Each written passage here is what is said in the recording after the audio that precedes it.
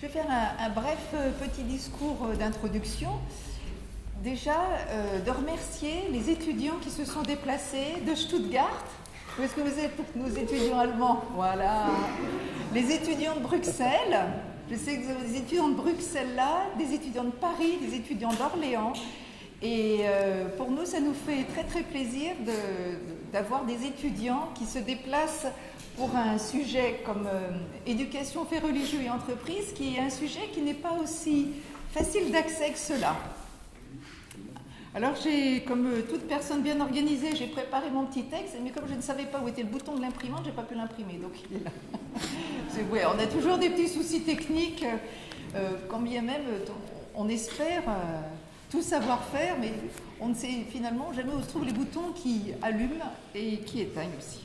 Donc la FEDE qui organise cette journée d'études, la FEDE est une ONG, comme vous le savez. Une ONG, pour les étudiants, c'est une organisation internationale non gouvernementale, c'est-à-dire qu'elle est normalement libre d'esprit, libre d'agir, libre de faire ce qu'elle veut, ce qu'elle souhaite, qu'elle n'est pas sous tutelle gouvernementale. Et ce qui la contrôle, ce sont finalement les membres qui décident si ça va ou si ça ne va pas. Donc combien de membres y a-t-il à la FEDE? Donc le chiffre est un peu impressionnant parce qu'il y a 200 000 personnes. Donc 200 000 personnes à la FEDE, c'est beaucoup. 530 établissements et chaque année, c'est entre 10 et 15 000 étudiants qui sont diplômés des diplômes FEDE. La FEDE prépare des diplômes et sa caractéristique, c'est d'avoir incorporé dans ces diplômes, depuis, je dirais, le début des années 60, donc tout de suite après la guerre, une dizaine d'années, une quinzaine d'années après la guerre, un module culture et citoyenneté européenne. Et ce module culture et citoyenneté européenne, il fonde la FEDE. J'ai tendance à dire que c'est l'ADN de la FEDE. Cet ADN, il apprend et il permet de développer ce qu'on appelle le bien vivre ensemble. Ce bien vivre ensemble, c'est peut-être le slogan que chacun devrait porter dans son cœur, dans son âme, peut-être sur le devant de sa feuille du quotidien, apprendre à bien vivre ensemble. Alors pourquoi la FEDE s'est engagée dans cela? Déjà, la FEDE est dotée du statut participatif au Conseil de l'Europe et à ce titre, elle porte une parole. Elle porte une parole militante puisqu'elle ne peut pas porter de parole politique, mais cette parole militante, qui est la parole des étudiants, des professeurs, des chefs d'établissement, elle est là pour influencer les politiques. Elle est là pour essayer de leur faire prendre conscience de ce qui se passe sur le terrain auprès de toutes les ONG. Donc là, vous le savez, l'histoire, donc j'ai quand même écrit quelque chose, donc je vais vous le lire aussi, même si c'est ici. L'histoire, ce qu'on appelle, vous étudiants, quand vous apprenez l'histoire, souvent vous ne faites pas toujours la distinction ou la fusion entre quand on parle du récit national et de la mémoire collective. Et ce récit national, il n'est pas le même.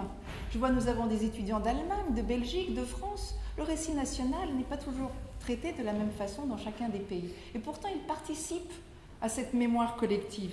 Et cette mémoire collective, elle est porteuse d'énergie dans notre capacité à protéger nos démocraties et à protéger les valeurs qui fondent nos démocraties. Alors, y a-t-il un modèle idéal de démocratie? Lorsqu'on pose cette question, on est tout de suite confronté à une Europe, puisque nous sommes dans l'Europe, à une Europe qui, de l'ouest à l'est, réagit différemment sur ce modèle de démocratie. Et dans les valeurs qui fondent la démocratie, il y a le respect de chacun à l'égale dignité. L'égale dignité sont les clés du bien vivre ensemble. Faire se fusionner le citoyen patriote du citoyen démocrate, de celui qui va comprendre qui est l'autre, comment l'accepter, comment l'accueillir, comment discuter, et comment faire en sorte que ces valeurs, ces croyances, eh bien, nous les comprenions et nous les acceptions. Et ce n'est pas facile, ça demande du travail. C'est dur d'apprendre à bien vivre ensemble. Et ce travail de l'apprentissage du bien vivre ensemble, il se passe à l'école, il se passe dans les familles, mais il se passe aussi dans les entreprises. Et les entreprises aujourd'hui ne peuvent pas s'affranchir de cette considération du bien vivre ensemble et de l'acceptation de l'autre et de travailler elles-mêmes en interne comment développer cette éducation, l'apprentissage des croyances et je dirais, le citoyen démocrate que nous souhaitons tous être. Alors le comment, je vais passer la parole maintenant à Jean-Louis. C'est la prestigieuse table ronde que nous avons ici et qui est aussi dans la salle. Et je voudrais remercier chacun des intervenants d'avoir contribué, et j'insiste là-dessus, généreusement au débat d'aujourd'hui. Je vous remercie et je vous passe tous la parole. Merci.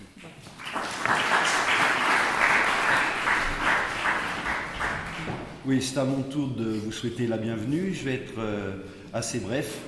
Et dans le sillon de ce que vient de dire la présidente, j'aimerais ajouter ceci. Prendre en charge des problématiques actuelles et contemporaines, c'est bien ça la vocation de la Fédé. Faire entendre un son dans l'espace public, c'est aussi ça sa vocation. C'est à cette lumière qu'on vient de lire la journée d'études d'aujourd'hui. Pour la mener à bien, cette journée d'études, nous avons sollicité les lumières d'une quinzaine de personnes, érudits, experts, journalistes, afin de réfléchir, de sculpter les termes de faits religieux, d'éducation, et d'essayer de tisser les liens que ces termes nouent entre eux. Voilà, alors je remercie à mon tour les experts érudits universitaires qui ont bien voulu se déplacer pour cette journée. Et je remercie tout particulièrement le professeur Maffezoli qui a eu l'amabilité, l'extrême amabilité de parrainer cette journée. Alors le professeur Maffezoli, simplement en 2-3 mots, c'est plus de 50 ouvrages, membre de l'Institut universitaire de France. C'est aussi quelqu'un qui a dirigé des centaines de thèses, professeur émérite en Sorbonne. Et un point sur lequel moi je suis extrêmement sensible, c'est l'un des penseurs dans le sillon de Baudrillard et de Lyotard de la postmodernité. Postmodernité dont il va être question, me semble-t-il, aujourd'hui. Sans plus tarder, je lui laisse la parole pour un petit discours introductif. Bon, je ne sais pas si je vais bien apporter des lumières, parce que je crois qu'actuellement les lumières sont un peu clignotantes. En tout cas, pour ma part, c'est ce que j'essaie de dire concernant ce que, faute de mieux, on appelle la postmodernité. Mais, et de surcroît, madame, je vous prie de m'excuser, je ne suis pas du tout spécialiste du fait religieux, donc je suppose qu'il y a ici des gens qui le sont. Mon propos, j'y interviendrai tout à l'heure avec vous dans cette table ronde, mon propos est uniquement, et c'est cela mon fonds de commerce, si je puis dire, de décrire un peu ce qu'est le changement climatique que nous vivons actuellement. Comme il y a un changement climatique stricto sensu, il y a à mon sens un changement climatique spirituel. Et donc il convient bien sûr de le prendre en compte. Mais avant, puisque vous me donnez la parole pour dire quelques mots, je pensais à ce qui est une des grandes préoccupations de ce sociologue allemand qui m'a beaucoup marqué, qui est Max Weber, qui était, lui, un spécialiste, je n'ose pas dire de la sociologie de la religion, mais en tout cas qui a évalué ce qu'il en était de l'impact des religions sur l'organisation sociale. On le sait pour l'éthique protestante, on le sait pour le monde juif, on le sait pour le monde hindou, etc. Bien. Et Weber avait une préoccupation, lui venant d'ailleurs, à mon sens, on le dit moins, on le sait moins, de sa filiation nietzschéenne, ce qu'il appelait lutter contre ou prendre ses distances par rapport à ce qu'il appelait la logique du devoir-être, ce que doit être le monde, qui est à la base, dans le fond, du moralisme, et puisque j'ai cité Nietzsche, de la moraline ambiante. Et il disait il faut prendre acte de ce qui est. Voilà. Et moi, chaque fois qu'on prend le risque de m'inviter, c'est toujours un risque de m'inviter, je rappelle quelques petites banalités de base que je vais vous dire en 3 points. Banalité dans le sens fort du terme, ce qui constitue le banal, le quotidien, être à la hauteur du quotidien. Et pour moi, c'est banal. C'est un peu, vous savez, quand Caton commençait ses discours, toujours « delenda Carthago est ». Voilà. Alors bon, delenda Carthago est, c'est-à-dire il faut qu'elle soit détruite, cette Carthage, même si ça n'a rien à voir, bien évidemment, avec ce que je vais dire, c'est de rappeler 3 points essentiels. Premièrement, et au-delà, je ne sais pas si j'ai écrit 50 livres, j'en sais rien, mais enfin, disons, j'ai écrit un certain nombre d'ouvrages, mais on a une idée dans sa vie. Et moi, mon idée, c'est ce rapport difficile qui existe entre l'instituant et l'institué. Ceux qui poussent et ceux qui tentent à se rigidifier. La seule idée qui restera de tous mes livres, moi, c'est ce rapport entre le pouvoir et la puissance. Le pouvoir, ça, c'est l'institution. La puissance, c'est matriciel. Je dirais, c'est ce qui est là en dessous. Et il faut savoir que, dans le fond, ce rapport n'est pas aisé. Un de mes collègues italiens, Alberoni, dans un très beau livre qui s'appelle Genesis, montrait comment le choc amoureux initial, l'enamoramento, devenait très souvent la tétanie conjugale. Voilà, et dans le fond, pour le dire simplement, il y a quelque chose de cet ordre qui fait que, tenez, une idée que j'ai souvent pris et empruntée à Boris Souvarine, quand il montre comment la dictature du prolétariat est devenue la dictature sur le prolétariat. Vous voyez, c'est ce rapport qui fait que, d'une certaine manière, quelque chose qui était vivant tend à se rigidifier. Regardez, pour les gens de mon âge, les rebelles de 68 qui sont devenus les notaires du savoir, du type ministre et autres directeurs de cabinet, chose amusante. Eh bien, de ce point de vue, c'est important de voir comment cette belle idée de la laïcité est devenue une caricature laïcarde. Voilà. Vous voyez, c'est-à-dire en quelque sorte comment, d'une certaine manière, la laïcité, c'est le laos, le peuple. Oui. Je rappelle que les frères Lay, au Moyen-Âge, les frères convers, c'était ce que nous appellerions aujourd'hui les techniciens de surface, à l'opposé justement des moines qui, eux, étaient la caricature. Donc, vous voyez, faisons attention à ce qui est une belle idée, ne se rigidifions pas trop. Voilà le premier point. Instituant, institué. Deuxièmement, notre cerveau reptilien, si je puis dire, ce qu'on a sucé avec le lait maternel, c'est ça la culture de cette tradition moderne, occidentale, on pourrait dire judéo-chrétienne qui est la nôtre, c'est le messianisme. Il y a un linéarisme. Je dis messianisme parce que c'est Karl Levitt qui montre comment, d'une certaine manière, le progressisme n'était que la succession de ce messianisme judéo-chrétien. C'est-à-dire, c'est la philosophie de l'histoire, ce qui a été au fondement, dans le fond, de toutes les grandes théories de l'émancipation du XIXe siècle. Ce linéarisme historique, l'humanité serait partie d'un point A de barbarie pour arriver à un point B de civilisation absolue. Eh bien, là encore, je dirais que, je cite ici Joseph de Maistre, le bon sens et la raison réunis nous montrent que ce n'est pas ainsi que cela fonctionne. Que quand on regarde sur la longue durée, il y a des cycles, tout simplement. Voyez ? Donc non pas le linéarisme, mais une perspective, j'ose pas dire cyclique, mais enfin disons, il y a des époques. En grec, le mot époque veut dire parenthèse. Donc une parenthèse, ça s'ouvre, une parenthèse, ça se ferme. Et voilà ce que pour moi est la postmodernité. La parenthèse moderne est en train de s'achever, est en train de se fermer. Une autre parenthèse, une autre époque est en train de s'ouvrir. Voilà le deuxième point. Le troisième point, et cela est important, c'est que quand il y a ces changements d'époque, il faut trouver les mots pour dire ce qui est en train de se passer. Michel Foucault nous l'a appris, les mots et les choses. Le paradigme de Thomas Kuhn. On répète à tire-larigot la phrase de Camus, « Mal nommer les choses contribue au malheur du monde ». Moi, je préfère cette petite phrase de Milan Kundera. « Il a né des amours comme des empires, que cesse l'idée sur laquelle il repose et il s'effondre avec elle. » Voilà. Eh bien, voyez-vous, je pense que tous les mots que nous utilisons sont des mots désuets, impertinents, qui ne sont plus en pertinence avec le temps. Madame, vous avez employé un mot qui me fatigue énormément, le mot démocratie. Qu'est-ce que c'est que la démocratie, le pouvoir du peuple, quand c'est un petit clan qui actuellement a le pouvoir ? Et on pourrait s'amuser à des quantités des mots de cet ordre, la laïcité en est un, le contrat social, etc., sont des mots désuets.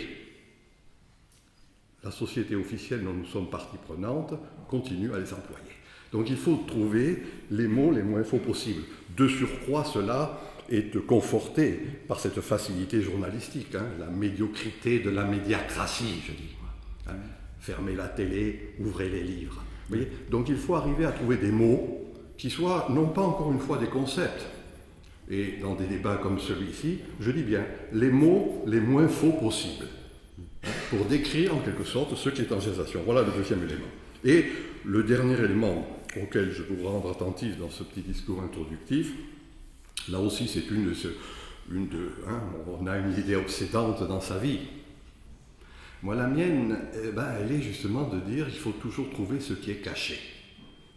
J'ai été influencé par ce grand philosophe et sociologue allemand qui est Georg Simmel. Il disait il faut repérer quel est le roi clandestin d'une époque.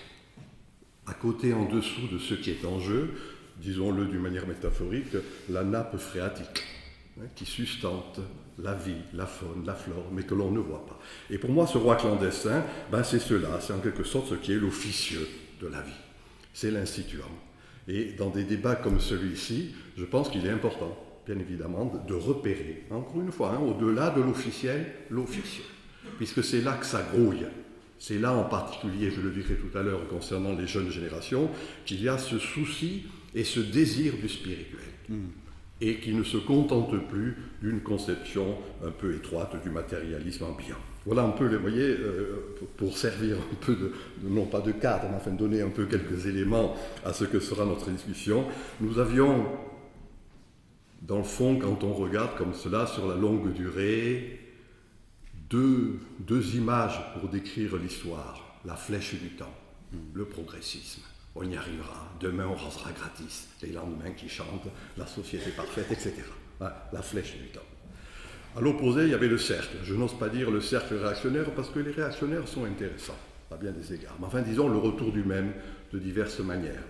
Moi, pour ma part, c'est ni la flèche du temps, ni le cercle, c'est la spirale. C'est un peu l'image du cardinal de Cluse, oui. Quelque chose qui voit revenir pas exactement au même niveau. La Verwindung heideggerienne, reprise, distorsion, non pas le dépassement, mais quelque chose qui doit reprendre à un autre niveau. J'appelle cela, moi, l'enracinement dynamique. Et c'est cet enracinement dynamique qui permet peut-être de comprendre, peut-être, c'est un défi qui nous est lancé, quel est ce retour du sacral dans nos sociétés, donc du fait religieux. Voilà ce que je pourrais dire en introduction. Très bien, très clair. C'est très clair. Alors, vous avez tous noté qu'il a été beaucoup de questions de l'importance des mots, du fait de trouver les mots pour la période, d'où le geste que je me propose. Le titre de la journée, c'est Éducation, faits religieux et entreprise. Je vais donc commencer très rapidement par ausculter l'expression faits religieux. L'expression fait religieux apparaît pour la première fois en 1953 dans un mensuel qui s'appelle L'actualité religieuse du monde. Que désigne l'expression ? Aujourd'hui comme hier, on pourrait globalement et provisoirement définir l'expression de la manière qui suit. Le fait sont des données objectives perceptibles par les sens. Le religieux, c'est ce qui fait signe vers le suprasensible, vers plusieurs niveaux de réalité. Un fait religieux, c'est très intéressant si on ausculte l'expression. C'est presque oxymoriste, presque au sens de Yankelevitch. C'est presque parce que ça relie le visible et l'invisible. Si on va chercher le backstage du mot, c'est-à-dire l'arrière-monde du mot. Alors, le fait religieux, globalement, c'est ça, des données perceptibles qui peuvent être objet d'études de la raison, mais qui en même temps font signe vers le suprasensible. Une église, par exemple, ou la soul music à la radio, tout ça c'est du fait religieux. Alors, dans l'entreprise, le fait religieux est une réalité avérée. Aujourd'hui, 70% des managers affirment avoir été confrontés à ce qu'on appelle le fait religieux. 45% en 2014. 70%, c'est énorme. Alors qu'est-ce que ça veut dire plus concrètement le fait religieux en entreprise? C'est en gros le port d'un signe extérieur, c'est des demandes de congés pour des fêtes qui ne sont pas forcément fériées. Ça peut être également des revendications de type alimentaire. Globalement et provisoirement, on va définir le fait religieux en entreprise de cette manière. Ce qui m'importe là dans cette introduction, c'est de montrer à quel point le phénomène religieux en entreprise est devenu une réalité avérée. Alors la première question, je vais la poser je vais poser deux questions. La première, je vais la poser à Michel Maffezoli. La seconde, je la poserai à Jean-Michel Quillardet. La première, elle va être assez simple. Cette recrudescence, l'omniprésence du fait religieux en entreprise est-elle, selon vous, un symptôme de la postmodernité ou une expression du sacral? Michel Maffezoli, vous répondrez à cette question. Et Jean-Michel Quillardet, dans le sillon de la réponse de Michel, vous procéderez à une sorte de cadrage conceptuel, juridique, relatif au fait religieux en entreprise. Autrement dit, qu'est-ce que peut faire juridiquement le manager confronté au fait religieux? Michel, si vous voulez bien. Encore quelques mots, parce que oui. Vous avez compris que je ne fais pas du concept, moi. Non. Donc, je laisse cela aux métallurgistes. Tout le monde fait du concept actuellement. Je me souviens quand j'étais jeune, je faisais un semestre d'études près de Stuttgart. Et je voyais que la publicité de Mercedes était Mercedes ein Begriff. Ah oui. Donc j'ai dit, je laisse le concept aux métallurgistes. Mais maintenant, c'est les coiffeurs, c'est les boulangers qui font du concept. Donc méfiez-vous du concept. Quand c'est pire, c'est que ceux qui enferment. Oui. Alors qu'on est dans un moment où les choses sont ouvertes. Oui. Il y a une labilité. Et donc il faut être attentif au fait qu'on n'a pas enfermé les choses, mais une métanoïa, et non pas la paranoïa, qui pense par en haut. Mais la métanoïa, c'est une pensée de l'accompagnement. Bon, voilà, c'est ce que je fais. Donc j'insiste beaucoup, parce que depuis toujours, je me suis méfié du concept. C'est pour ça que j'ai une mauvaise réputation auprès de mes collègues, d'ailleurs. Parce que je ne fais pas du concept, je fais de la notion. Alors écoutez-moi, il se trouve que j'interviens très souvent pour des chefs d'entreprise. Et en effet, comme ça, pour dire les petites bêtises que je raconte ici ou là, mais ils se rendent bien compte qu'ils ne peuvent plus manager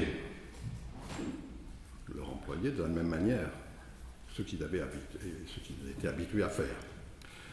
Et en même temps, un chef d'entreprise, il faut dire les choses simplement. Il faut que ça marche. Il faut faire du fric, etc. Enfin, toute une série de choses. Et comme ils ont le nez creux, peut-être plus que les universitaires, ils sont attentifs à l'esprit du temps, à ce que j'appelais tout à l'heure, ce changement climatique. Alors, un petit mot réfléchi. J'avais préparé des notes, mais je vais pas donner mon texte. Mais ce mot que j'ai employé tout à l'heure et pour lequel vous me reposez la question, un petit apologue d'ailleurs, qu'est-ce que la postmodernité? Parce qu'en France, les franchouillards ont peur de ce mot.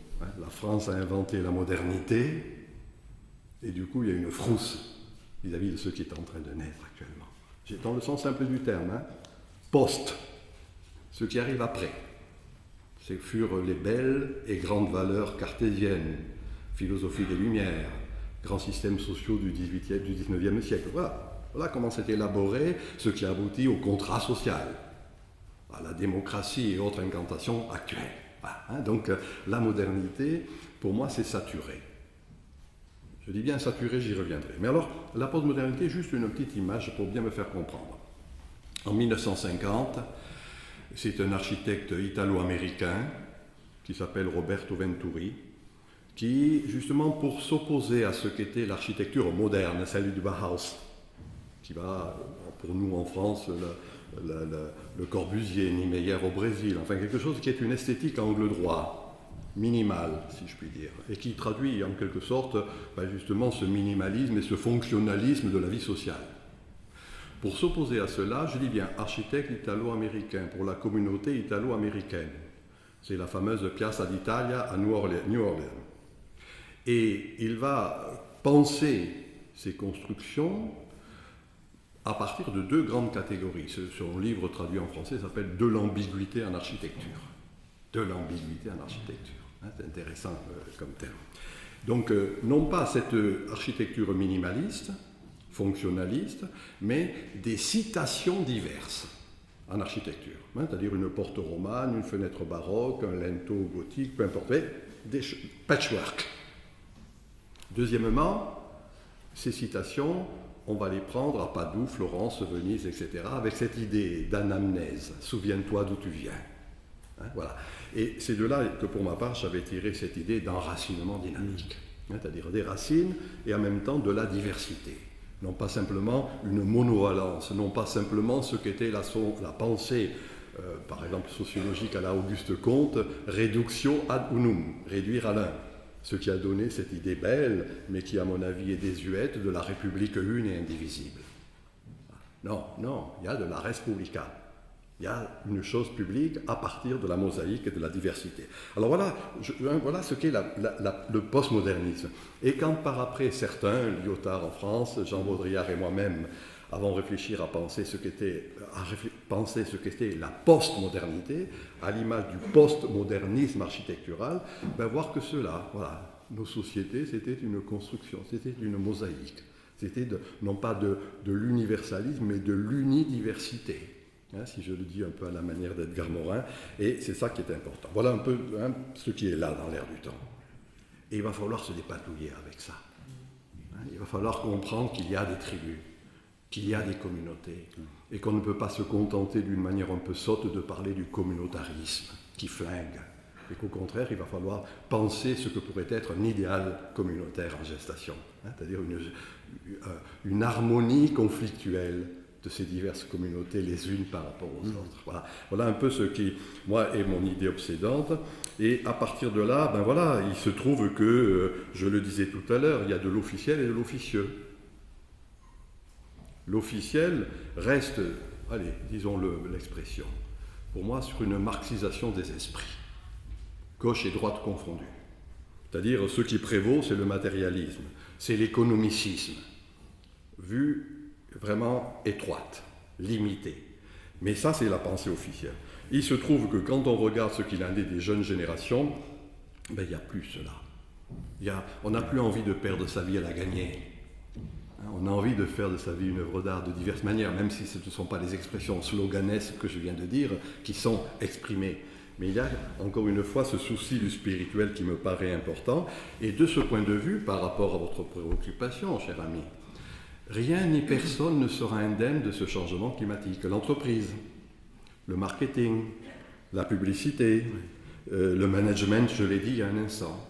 Quand il y a un changement climatique, sinon les entreprises vont être comme ces dinosaures qui crèvent parce qu'ils ne s'ajustent pas au climat. Un point, c'est tout. Ouais.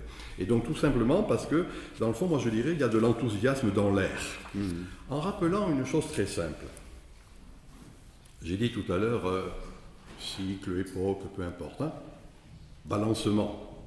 Tenez, la première phrase qui fut écrite dans la pierre, dit-on, dans notre culture, Anaximandre de Milet.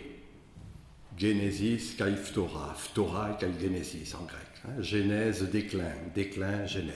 C'est-à-dire ce balancement qui existe, décadence, renaissance, enfin, on peut le multiplier à l'infini. Moi, je m'en suis inspiré comme beaucoup d'autres. Nietzsche, je l'ai cité tout à l'heure, Apollon, Dionysos. Moi, Dionysos, c'est mon petit dieu chéri.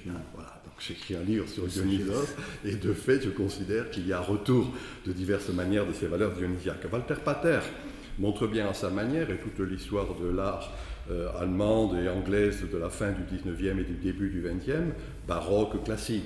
On pourrait s'amuser. Karl Mannheim en sociologie reprend des idées semblables.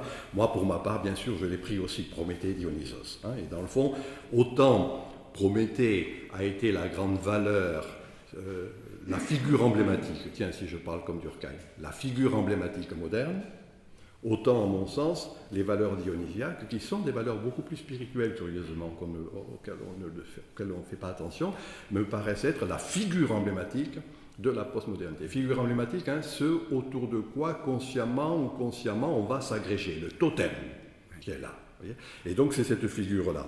Alors, un sociologue américain qui s'appelle Sorokin, grand spécialiste de la culture, a fait une distinction qui vaut ce qu'elle vaut. Hein, c'est une caricature. La caricature a un avantage, ça charge de traits.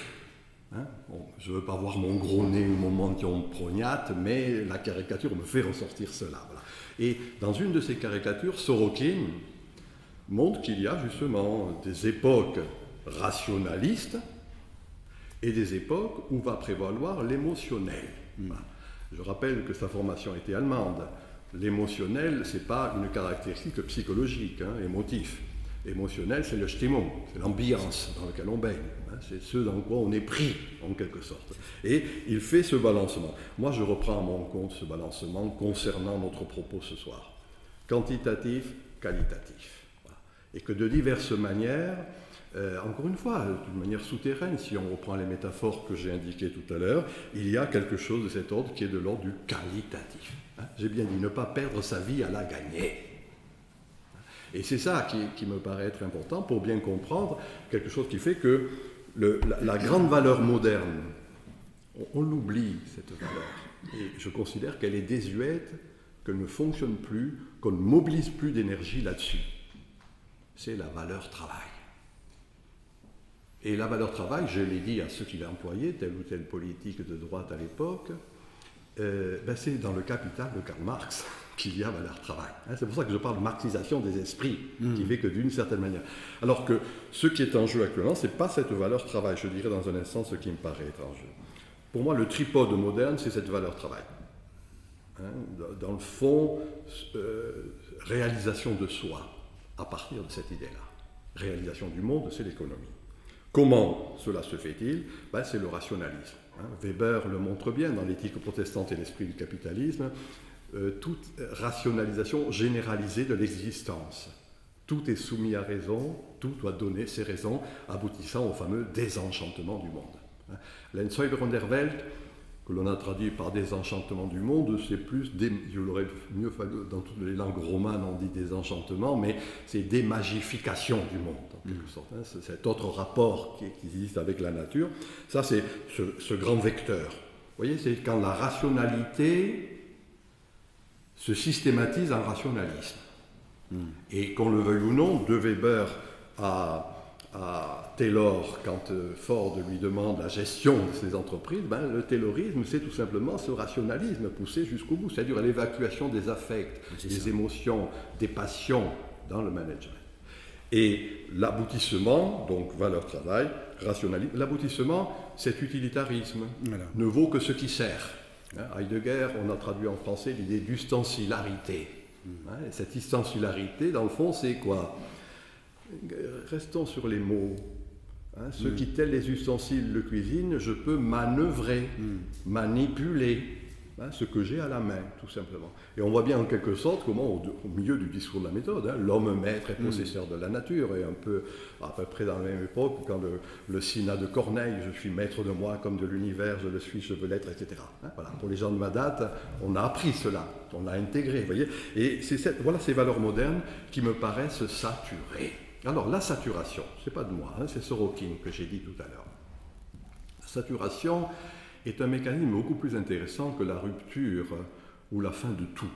La fin d'un monde n'est pas la fin du monde. Oui. Et la saturation en chimie, quand Sorokin utilise ce terme, c'est quand il montre comment les diverses molécules qui composent un corps donné, par fatigue, usure, ne peuvent plus rester ensemble. Déstructuration, divorce. Mais dans le même temps, ces mêmes molécules vont entrer dans une autre composition et vont donner quelque chose. C'est ça, Genesis, Kaiftora, genèse et déclin, etc., etc., etc. Vous voyez quelque chose, comment, à partir de ce qui cesse, autre chose revient. Et pour moi, cette autre chose, ce n'est plus la valeur travail. C'est l'idée de création. Cette création, c'est quoi ? C'est dans le fond récupérer une série d'éléments que l'on avait par efficacité laissés de côté. Thomas Kuhn, dans les structures de révolution scientifique, montre que, dans le fond, jusqu'au XVIIe siècle, il y avait une équivalence entre l'Europe et l'Extrême-Orient, la Chine nommément. La poudre à canon, l'imprimerie, etc. Bien. Et qu'à ce moment-là, dit-il, si on reprend son expression, un gap. un différentiel. La Chine va rester jusqu'à la fin du 19e siècle au même niveau. L'Europe va suivre au contraire les développements exponentiels que l'on sait, découvertes scientifiques, applications technologiques, organisation de la société. Et pourquoi? Eh bien, montre-t-il, c'est parce que justement cette Europe va prendre la via recta de la raison, voie droite de la raison. Et pour prendre cette voie droite de la raison, montre-t-il, encore un mot latin, on pouvait parler latin encore à l'époque, ils vont laisser sur le bord de la route toute une série d'impedimenta inutiles, des bagages qui censément alourdissaient la marche. L'onirique, le festif, le ludique, voyez, etc. Or, la création, et c'est cela que les chefs d'entreprise comprennent bien, eh bien, c'est de récupérer ces paramètres, ludique, onirique, festif. Et moi, je me souviens, j'ai formulé cela de la manière suivante. Vous n'obtiendrez de la compétence que si vous mettez l'accent sur l'appétence. C'est ça. Appétence, compétence. C'est l'appétitus, c'est le conatus, le Spinoza. Enfin, on peut retrouver des quantités d'expressions de cet ordre. Encore une fois, le fait que est pris en compte l'immatériel, le spirituel. Des éléments, je dis bien, paramètres, bagages, paramètres humains, que par efficacité, on a laissé de côté pour aller droit au but et peut-être droit dans le mur. Et que là, il y a reprise de ces bagages, en quelque sorte. Voilà ce qui me paraît être le tripode contemporain, vous voyez, cette idée de création, d'immatériel, de spirituel, quelque chose qui, dans le fond, moi je l'ai formulé comme ça au travers de, c'est pas un oxymore, d'un choc des idées, une éthique de l'esthétique. Ethos, un ciment, aesthesis, à partir des vibrations communes, si je puis dire. Et je dis bien appétence, compétence, trouvons les expressions qui conviennent là-dessus. Moi, je ne suis pas un fétichisme des mots, vous l'avez compris, je n'aime pas les concepts. Bon. Enfin, disons que des termes comme ça qui peuvent nous aider à penser, en gros, ce qui est inutile, le prix des choses sans prix. Voilà pour moi ce qui devrait être au cœur de notre journée aujourd'hui, le prix des choses sans prix. Et comment ce prix des choses sans prix est... Alors, c'est cela que, pour ma part, je résume dans ce terme qui n'est pas de moi. J'aime bien rendre à César ce qui lui revient. C'est à Jacques Maritain qui emprunte ce terme de sacral. Et le sacral, c'est justement pas un sacré qui serait réductible dans nos églises, nos temples et autres synagogues, vous voyez, mais au contraire quelque chose qui va se diffracter, qui va se diffuser, qui va encore une fois s'observer un peu partout, dans les concerts musicaux, dans les rassemblements sportifs et dans toutes les vibrations communes. La syntonie, si je le dis en termes plus savants, la syntonie, quelque chose qui fait que ça vibre d'une certaine manière et que cette vibration, voilà ce qu'est le sacral, ce prix des choses sans prix. Le paradoxe, puisqu'il y a toujours un paradoxe, c'est Goethe qui disait fort bellement « Chaque civilisation à son moment naissant est paradoxale ». Pas la doxa, ce qui est à côté, un peu hétérodoxe d'une certaine manière. Le paradoxe, il est le suivant. Je vous donne ma définition de la postmodernité. Allez. La seule que je me suis permis de donner. Elle est même pas compliquée, elle est compréhensible, mais je la dis et je l'explique rapidement. Synergie de l'archaïque et du développement technologique. Synergie, c'est-à-dire démultiplication des effets, archaïque, ce que l'on considérait, non pas dépassé, arché, c'est ce qui est premier, ce qui est fondamental. Arché et développement technologique. Disons bref, les tribus et Internet, pour moi. C'est-à-dire ce fait qu'il y a conjonction de ces choses que l'on avait cru dépasser et qui sont là, trouvent l'aide du développement technologique. 70% du trafic d'Internet sont rien moins que fonctionnels. C'est des débats, forums, discussions, religieuse, philosophique, érotique. Voilà l'arché, toucher de l'autre, rentrer en contact avec l'autre. Cette idée de reliance qui me paraît important, et cela trouve l'aide du développement technologique.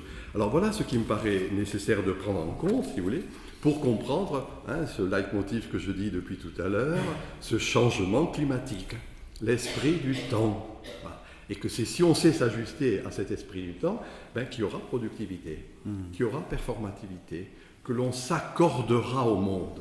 C'était ça la grande idée de Péguy, de Bernanos, s'accorder, s'ajuster de diverses manières. Disons-le d'une manière un peu plus poétique, la correspondance baudelairienne. Ce processus de correspondance, il ne peut se faire que si justement j'arrive, ce que je disais tout à l'heure, trouver les mots les moins faux possibles. En bref, puisque vous avez cité Baudrillard, mon regretté ami, Jean Baudrillard, un article qu'on connaît peu de lui et un développement dans un petit livre que je vous conseille de Baudrillard, qui s'appelle « Le miroir de la production », qui était une critique justement dans les années 70 on va dire de l'idéologie marxisante dominante. Et très simplement, il montre ce glissement qu'il y a du besoin au désir. Besoin, désir. Eh bien, dans le fond, l'homme du besoin, oui, c'est l'économicisme. Oui, c'est ce qui, encore une fois, est officiel, mais ne correspond plus avec cette nappe phréatique, avec ce grouillement culturel contemporainement. Et le désir, disons-le, l'homme du désir, qui me paraît être en gestation actuellement. Voilà un peu ce qui est, pour moi, le cœur battant de ce qui est la postmodernité, cette idée de reliance à bien des égards. Je dis bien reliance. Reliance en le sens religare, se relier, reliant, être en confiance avec les autres, avec le monde. Voilà un peu moi ce qui me paraît être ce glissement qui est en jeu. Deux auteurs, comme toujours des auteurs un peu maudits, mais des auteurs intéressants, Carl Schmitt, quand il parle bien évidemment d'une force théogonique en gestation. Force théogonique à partir, lui, de sa tradition catholique, qui était la sienne. Mais ces forces théogoniques me paraissent justes. Et ce sociologue qui est peu utilisé, je le regrette en France, qui est Max Scheler. Ah oui. Et Max Scheler, pas dans les ouvrages officiels L'homme du ressentiment ou sur la sympathie, mais dans des essais philosophiques parus il y a peu dans l'université de Fribourg en Suisse, a tout un développement sur ce qu'il appelle l'ordo amoris. Et cet ordo amoris, voilà ce qui me paraît étrange, si vous voulez, dans cet homme du désir, c'est-à-dire cette idée de reliance, et que c'est si on sait comprendre, si on sait s'ajuster à cela, qu'on ne sera plus dans le contrat social. C'est fini le contrat social. Mais dans quelque chose qui est de l'ordre du pacte. Un autre ordre, en quelque sorte, où les affects sont mobilisés. Les sentiments, les passions de diverses manières. Et c'est cela qui me paraît dangereux. Voilà en quel sens, moi je dis, homéopathisation du sacré. C'est-à-dire non pas un sacré qui est d'une certaine manière intolérant, qui est quelque chose qui renverrait à une homogénéité, qui est le propre de tous les dogmatismes. Et aussi du dogmatisme laïcard. Mais au contraire, quand je vais homéopathiser le sacré, le ritualiser, c'est-à-dire en quelque sorte, et le catharsiser. Faire que d'une certaine manière, on évite que cela contamine le corps social en sa totalité. La philosophie du Moyen-Âge, qui était une philosophie de sagesse, montrait cela en parlant, et on le retrouve chez saint Thomas d'Aquin, et saint Bonaventure. Pourtant des écoles comme ça apparemment éloignées, mais on le retrouve avant. Et il se trouve que je suis en train de travailler depuis 1 an ou 2 ans sur Abélard, et que c'est un auteur qui, à bien des égards, me fascine. Et c'est lui qui avait lancé cette idée du de usu, c'est-à-dire le bon usage de ceci, de cela, de ceci. Voilà quelle est pour moi la méthode, la mise en chemin, véritablement, de ce qui est en jeu. Trouver le bon usage de ce qui est là, pour que ça ne pervertisse pas, pour que ça ne devienne pas un effet pervers. D'une certaine manière, c'est ça, l'hétérotélie. Un autre but que ce à quoi l'on s'attend, l'effet pervers, c'est pas autre chose. Eh bien, il faut savoir intégrer ce sacré pour qu'il ne devienne pas pervers. Et que c'est parce qu'on ne sait pas, on n'a pas su l'intégrer. C'est parce qu'il y a eu ce rouleau compresseur du rationalisme qu'on a le djihadisme actuellement. Et que d'une certaine manière, c'est au contraire, quand on sait, je dis bien ritualiser, intégrer, gardons mon image, homéopathiser, eh bien qu'on va éviter et qu'on pourra éviter tous les extrêmes. Voilà, chers amis, j'ai dit.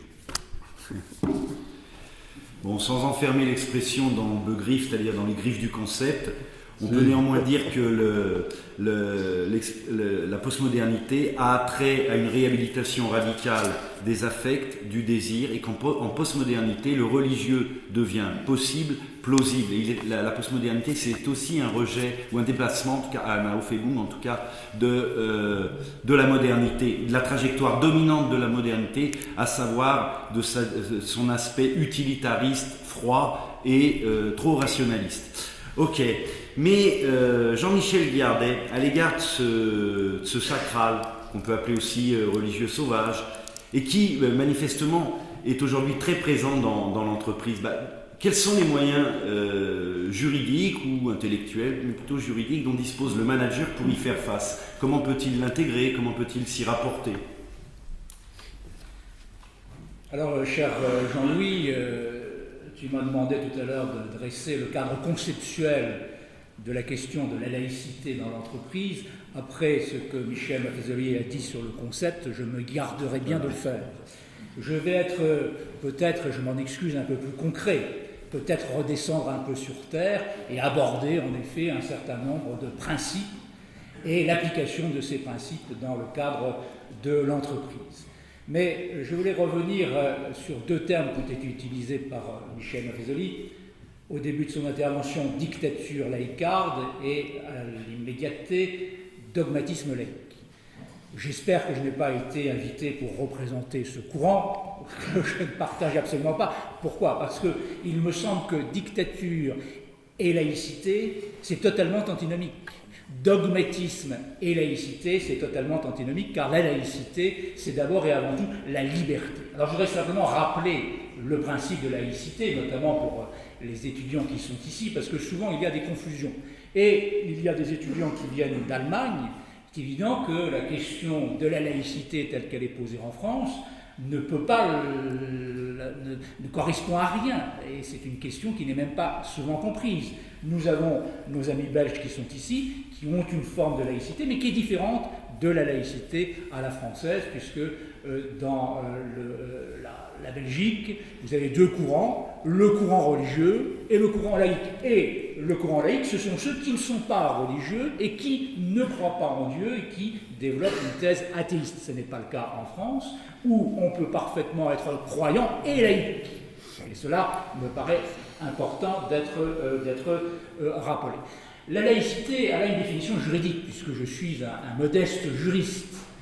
La définition juridique, c'est tout simplement, même si le terme laïcité n'est pas compris dans cette loi, c'est la loi du 9 décembre 1905 sur la séparation des églises et de l'État. Ça dit quoi? Article 1, la République ne reconnaît aucun culte, mais veille à leur libre exercice dans le respect de la liberté de conscience. Et le deuxième article, c'est la République ne salarie ou ne subventionne aucun culte.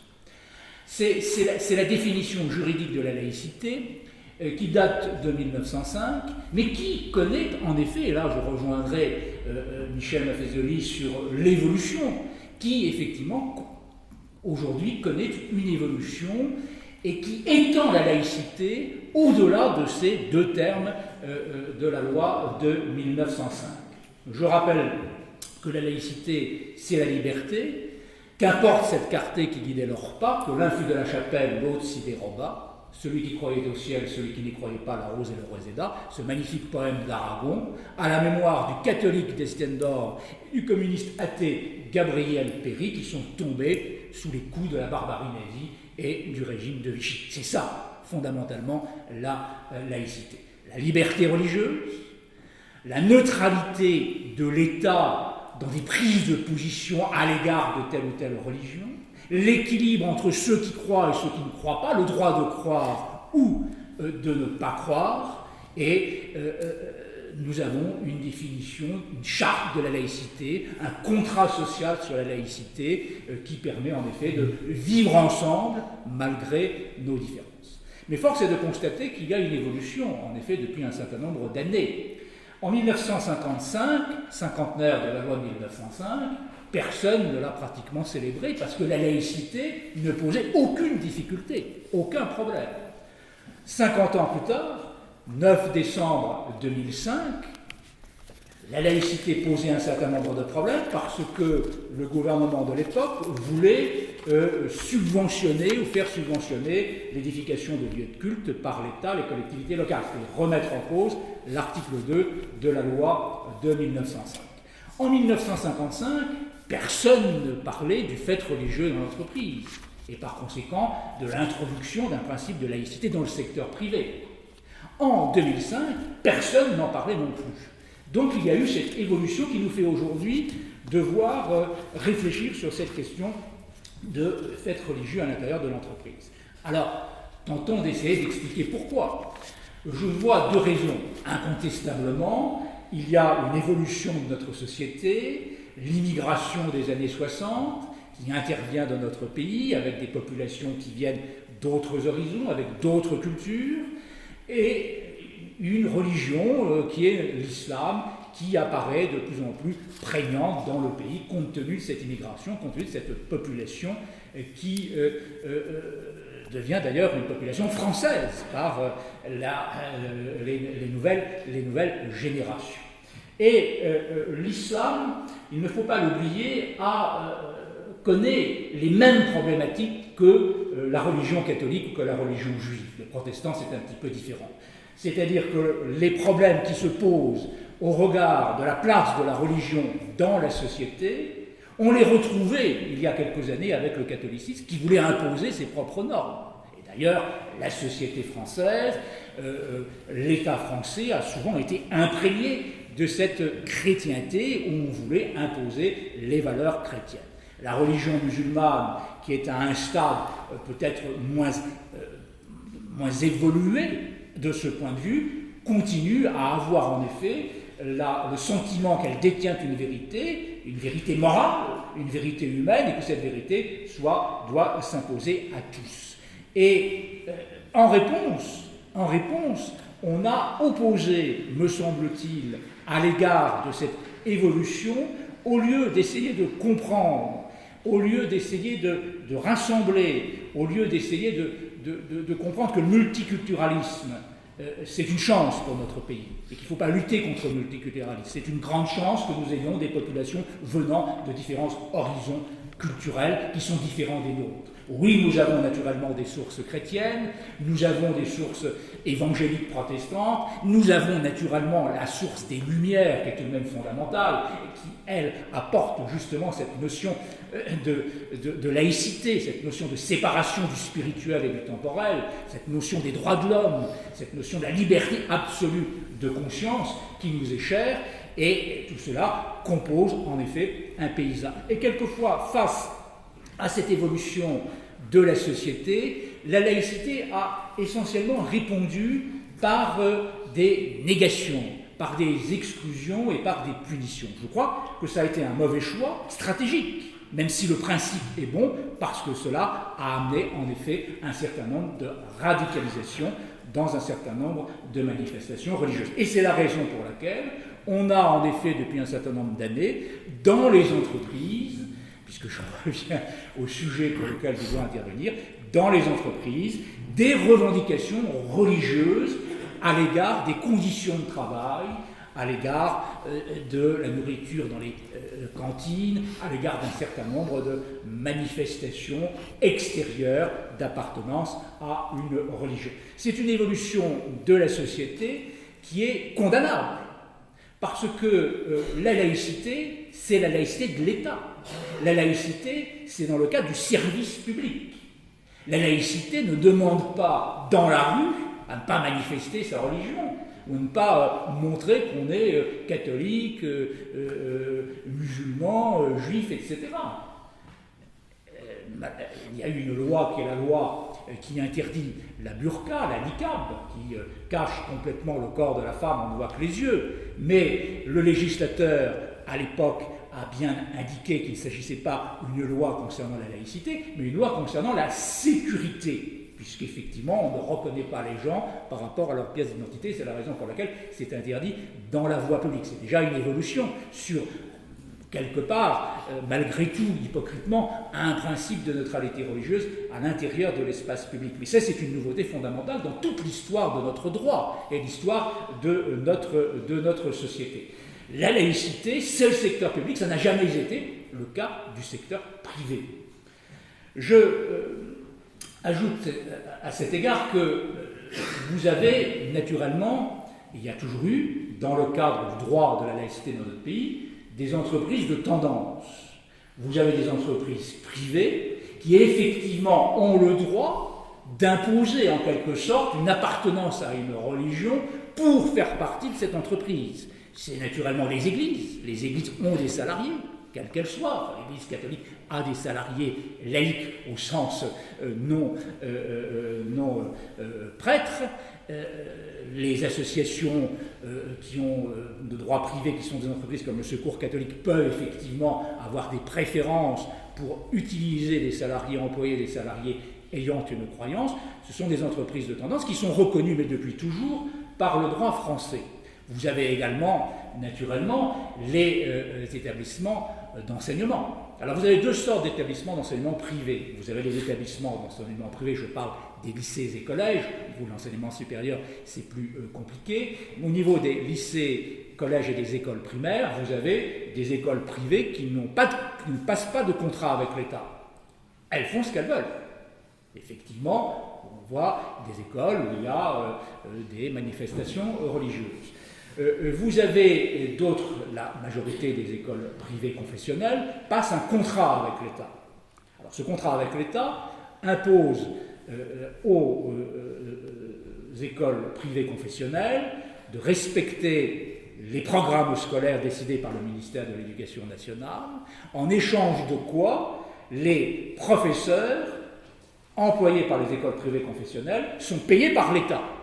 Donc là aussi, c'est en quelque sorte une atteinte au principe de laïcité, puisque l'État subventionne des écoles confessionnelles. Mais en échange, c'est également le contrôle par l'Inspection générale de l'éducation nationale sur le bon suivi des programmes et une pédagogie qui respecte tout de même la liberté des uns et des autres. Mais ça s'arrête là, parce que le ministre Peillon, ministre de l'Éducation nationale, a, à mon initiative, d'ailleurs si je ne fais pas ma propre publicité, personne ne la fera pour moi, donc la charte de la laïcité à l'école, c'est moi qui en ai eu l'idée, c'est moi qui l'ai proposé au ministre Peillon, et qu'il l'a fait. Et j'ai participé à la rédaction de cette charte de la laïcité dans les écoles publiques, qui est affichée dans toutes les écoles publiques, écoles, lycées et collèges. Eh bien, la charte de la laïcité n'est pas imposée, n'est pas obligatoire pour les écoles confessionnelles, même avec un contrat d'association avec l'État. C'est donc bien l'esprit qui consiste à dire effectivement il y a une séparation entre ce qui est privé et ce qui est public. Le public peut imposer la laïcité, peut imposer la neutralité, mais on ne peut pas l'imposer au secteur privé. Alors, en ce qui concerne les entreprises privées elles-mêmes, c'est vrai que sur le plan du droit, il y a deux articles du Code du travail qui sont extrêmement clairs, mais trop clairs sans doute parce que totalement contradictoires. C'est là l'état du droit aujourd'hui pour les chefs d'entreprise et les salariés. On a d'abord l'article 11.21.1. Je le lis parce que je ne veux pas l'écorcher en le citant de mémoire. L'article 11.21.1 du Code du travail, qui n'est pas nouveau. C'est un article très ancien qui dit ceci. Nul ne peut apporter aux droits des personnes et aux libertés individuelles et collectives des restrictions qui ne seraient pas justifiées par la nature de la tâche à accomplir ni proportionnées au but recherché. Cet article indique très clairement que dans le cas d'une entreprise, on doit respecter l'opinion, on doit respecter la croyance, et que si l'on apporte une restriction, c'est uniquement concernant la nature de la tâche, et ça, pas de manière disproportionnée. Par exemple, on peut considérer qu'une femme qui porte le foulard, dans certaines conditions, dans certains emplois, le fait d'avoir un foulard empêche tel ou tel, porte une entrave à une fonction précise. Une jurisprudence bien ancienne, indiquée dans un certain nombre de commerces, effectivement, l'on souhaitait que les vendeurs, les vendeuses aient à peu près le même look, à peu près le même, pas uniforme, la même manière de se présenter, et le fait d'avoir un foulard était en effet considéré comme on pouvait demander à la femme d'enlever son foulard, port de signe religieux, compte tenu de cet article L. 11.21.1 du Code du travail. Il y a une nouvelle disposition qui a été introduite, et c'est là qu'on voit l'évolution de cette société, avec une laïcité qui s'étend partout, puisque la loi El Khomri, la fameuse loi El Khomri, a introduit un nouvel article, L. 1321-2-1-1 du Code du travail. Voilà ce que dit cet article. C'est tout nouveau puisque la loi a été publiée au journal officiel au mois d'août 2016. Le règlement intérieur peut contenir des dispositions inscrivant le principe de neutralité. Le règlement intérieur d'une entreprise, chacun sait, c'est un règlement, article 1, article 2, qui organise la vie quotidienne de l'entreprise. C'est obligatoire dans un certain nombre de salariés qui ont plus de 50 salariés, je crois. Ça n'est pas obligatoire dans les petites ou moyennes entreprises. Mais le règlement intérieur peut, donc aujourd'hui dit la loi, le règlement intérieur peut contenir des dispositions inscrivant le principe de neutralité et restreignant la manifestation des convictions des salariés si les restrictions sont justifiées par l'exercice d'autres libertés et droits fondamentaux ou par les nécessités du bon fonctionnement de l'entreprise et proportionnées au but recherché. Alors ça, c'est le type de loi extrêmement mal rédigée, par le législateur ne sait plus rédiger des lois, c'est pas moi qui le dis, c'est l'ancien président du Conseil constitutionnel, Jean-Louis Debré, à juste titre, parce que c'est incompréhensible, d'une part, mais c'est surtout totalement contraire à l'article 11.21.1 du Code du travail, puisque aujourd'hui, la nouvelle loi dit que le règlement intérieur peut contenir des dispositions restreignant la manifestation des convictions des salariés. Alors, ça peut aller très loin, parce que naturellement, on sous-tend convictions religieuses, et ça peut aller jusqu'à des convictions politiques. La loi est nouvelle, on n'a pas encore de jurisprudence précise sur cette application de cet article, mais ça pose quand même un vrai problème. L'Observatoire de la laïcité, présidé par Jean-Louis Bianco, très contesté par les uns et les autres, on pourra y revenir dans le débat si vous voulez. La Commission nationale consultative des droits de l'homme, dont j'ai fait partie pendant de très longues années, est vent debout contre cet article, pour les raisons que je viens d'évoquer. C'est une atteinte à la liberté individuelle. Donc vous voyez qu'aujourd'hui, on tente à introduire en effet ce principe de neutralité obligatoire dans le secteur public, dans le cadre du secteur privé. Il y a là quelque chose qui est intéressant sur l'évolution de la société, mais qui est un petit peu choquant. Ça vient d'où ? Ça vient au-delà des éléments sociétaux que j'ai rappelés tout à l'heure, ça vient d'une affaire que je veux évoquer ici, qui est l'affaire Babilou. Alors l'affaire Babilou, c'est quoi ?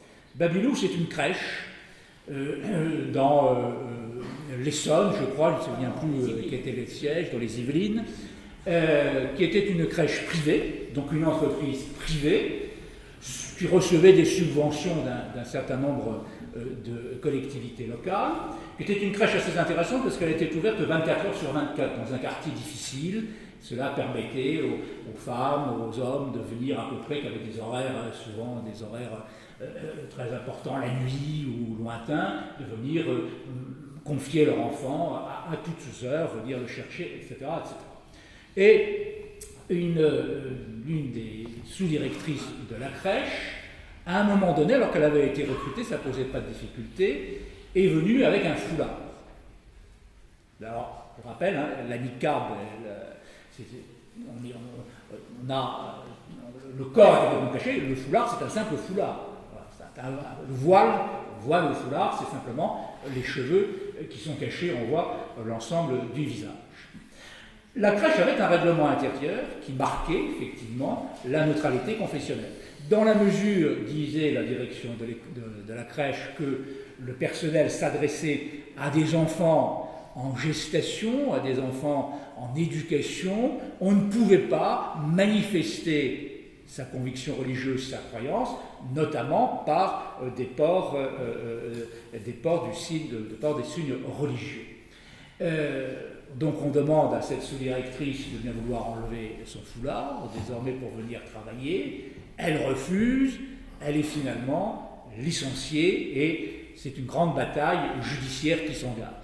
Le conseil de prud'homme, effectivement, de Poissy, donc c'était dans les Yvelines, dit le licenciement est parfaitement justifié. Motivation du conseil de prud'homme qui est intéressante.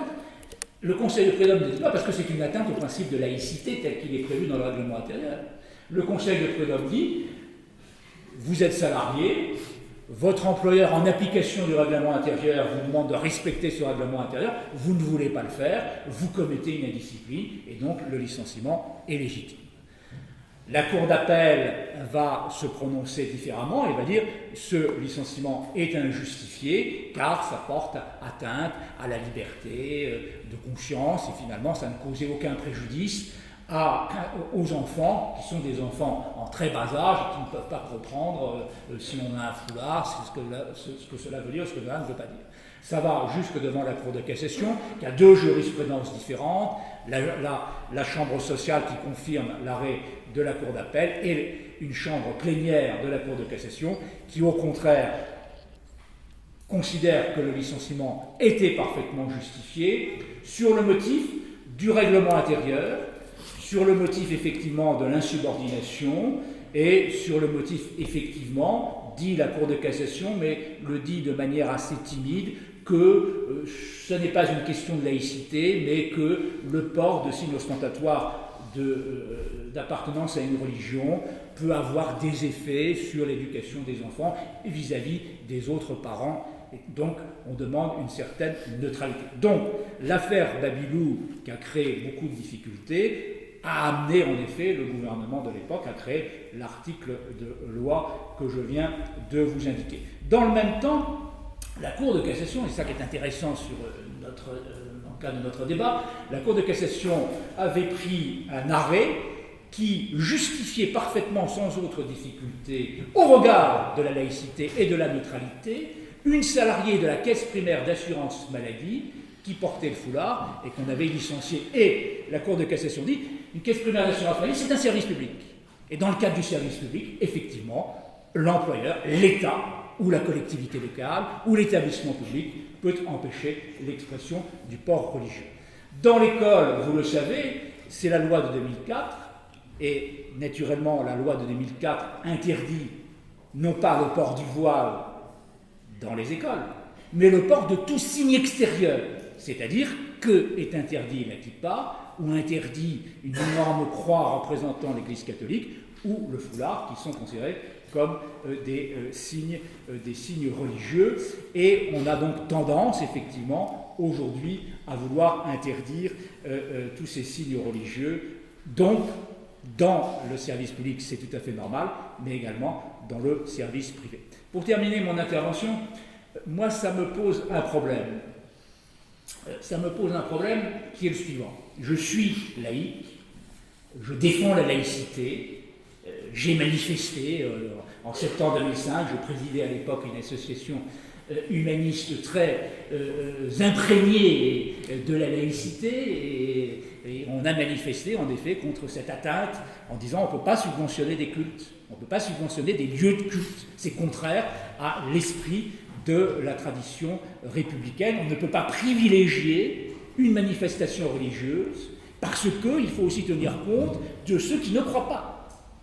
Le vrai problème de notre société, c'est que la religion, la spiritualité, alors là je pense que Michel ne sera pas d'accord avec moi, a pris de plus en plus d'importance dans notre société, en oubliant qu'il y a une autre forme de pensée que la pensée religieuse, qui est la pensée des Lumières, qui est la pensée de la libre conscience, qui est la pensée agnostique, qui est la pensée athée. Le matérialisme athée ou le matérialisme tout court, qui a été tout à l'heure dénoncé, mais je comprends de la manière, j'approuve ce qui a été dit sur cette dénonciation de cette forme de matérialisme, mais comme pensée, la pensée matérialiste est une pensée philosophique aussi élaborée que des pensées religieuses. Et aujourd'hui, on a l'impression que ce qui est pensée, ce qui est intelligence, ce qui est idée, ce qui est moral, provient de la spiritualité et de la religion. Je suis de ceux n'étant pas croyants, et puis je peux vous assurer, en ce qui me concerne, j'ai tout fait. Baptême, communion, confirmation, je me suis même marié à l'église, je n'ai pas baptisé, j'ai fait baptiser mes enfants, mais oui, et ce qui me fait, et j'ai même fait une grande partie de mes études secondaires au collège Stanislas, école privée confessionnelle. Ce qui me fait dire que les choses sont plus compliquées qu'on ne le dit généralement. Les écoles de curés font de très bons laïcs, républicains, et j'allais dire autre chose. Et les écoles républicaines font aussi de très bons curés. Donc les choses sont plus mêlées qu'on ne le dit et qu'on ne le pense. Mais je pense que la pensée qui n'est pas religieuse est aussi forte, aussi riche, et je crains qu'aujourd'hui dans notre société, on ait privilégié la démarche religieuse. Et je le regrette parce que la démarche religieuse est une démarche exotérique, fondée sur l'autorité du verbe, la littéralité d'un texte, alors que la démarche, la pensée, la démarche est une démarche ésotérique au sens étymologique du terme qui vient de soi-même. Et c'est cela qui nous pose véritablement problème. Et l'autre problème que me pose la question de la laïcité dans l'entreprise, c'est qu'il ne faut pas se leurrer. Et ça, c'est un vrai problème de stratégie. Les principes sont fondamentaux. Mais on a un problème de stratégie, c'est que, je suis désolé, j'ai parlé du multiculturalisme. On peut regretter le multiculturalisme. Ça existe. Et ça existera de plus en plus. Nous aurons de plus en plus de populations venant d'horizons diverses. On doit respecter cette culture. Il n'y a pas une culture supérieure à d'autres. Il n'y a pas une civilisation supérieure à d'autres. La seule civilisation supérieure, c'est la civilisation de la liberté, la civilisation des droits imprescriptibles de la personne humaine. C'est la Déclaration des droits de l'homme et du citoyen. C'est la Convention européenne de sauvegarde des droits de l'homme. C'est la Déclaration universelle des droits de l'homme. C'est cela, la seule civilisation supérieure qui permet à chacun d'exprimer ses convictions.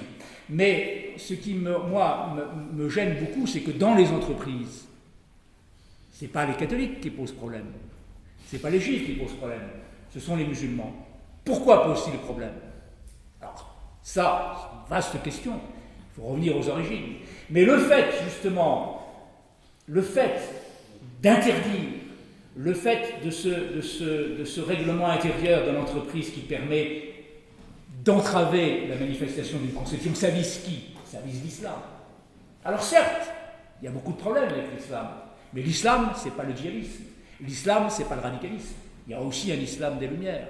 Et à force, effectivement, d'intervenir de manière normative et toujours dans un sens d'exclusion et de punition, au fond, on fait un peu le lit du radicalisme. Et ça, c'est extrêmement dangereux. Et je crois qu'à l'intérieur des entreprises, le fait qu'il y ait cette possibilité pour les employeurs me paraît tout de même un petit peu inquiétant et pose en tout cas problème.